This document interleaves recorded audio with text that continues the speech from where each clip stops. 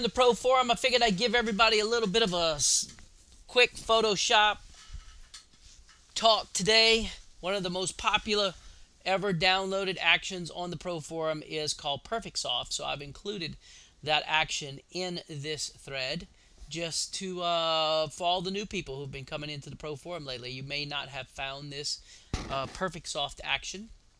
And the Perfect Soft action, there are two of them. I'm going to go get all the way to the bottom right here. If you notice, it says Perfect Soft and Perfect Soft no stops. No stops means that it just runs right through all of the preset numbers and areas.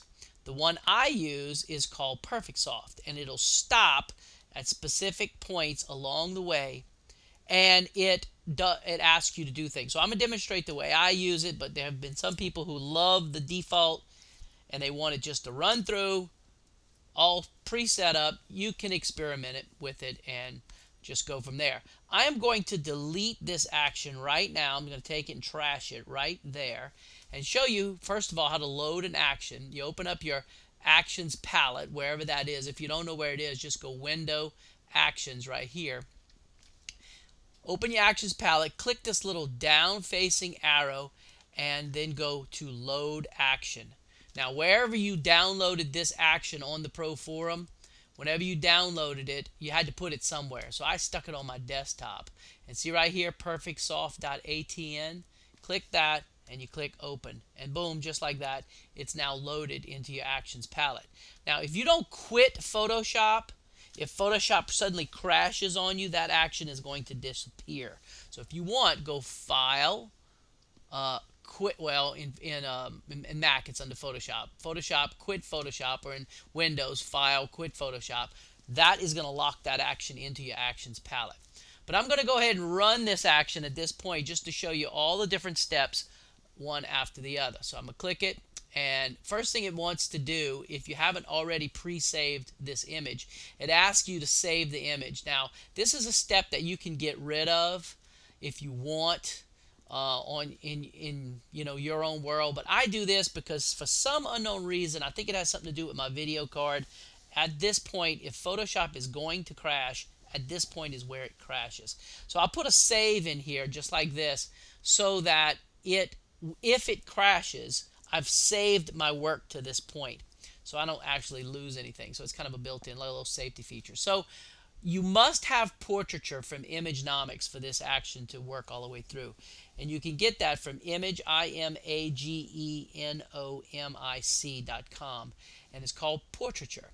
Load that up into your Photoshop, and when it runs, you're going to get a screen that looks like this. Now, what this mask is showing you only the areas that's being affected by this action, by Portraiture. Now, it only affects skin.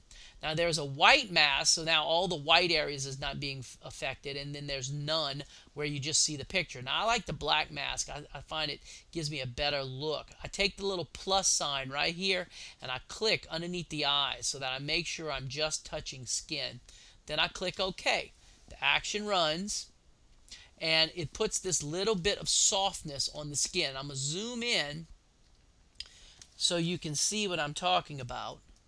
Zoom in, and here is the softness at full, and here is none of the softness. See these little bumps and stuff down here, how they begin to fade out?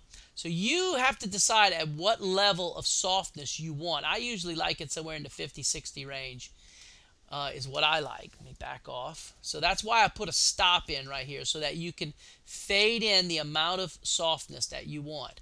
Click OK. It then runs a little warm tone action that I've created. And this is without any warmth. This is with maximum warmth. And again, I like mine somewhere in the 20 to 30 range. So it stops and asks how much you want.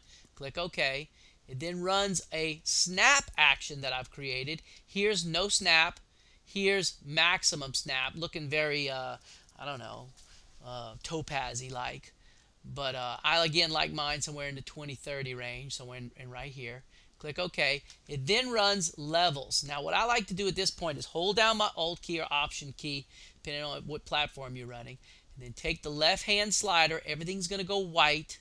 When you start seeing the eyes back off, like that. When you go to the right hand slider, everything's going to go black. When you start seeing red in the skin, back off to about there. I usually take the middle slider and slide it just maybe 5 or 6 points to the left. That brightens everything up just a little bit. So that's before, after. Just adds a little more punch. Click OK. All right, so here's this image after I've run the Perfect Soft. Now I'm going to undo everything that I did before, after, before, after. Let me zoom in to here and do that again. Before, after, before, after. I hope this little speed trick in using the Perfect Soft action, this little movie, helps somebody. I'm going to load the Perfect Soft action in this thread. If you appreciate it, if it saved you any amount of time, let's hear from you. Some of the different ways maybe that you've used Perfect Soft. That's it. Talk to y'all tomorrow. Bye-bye.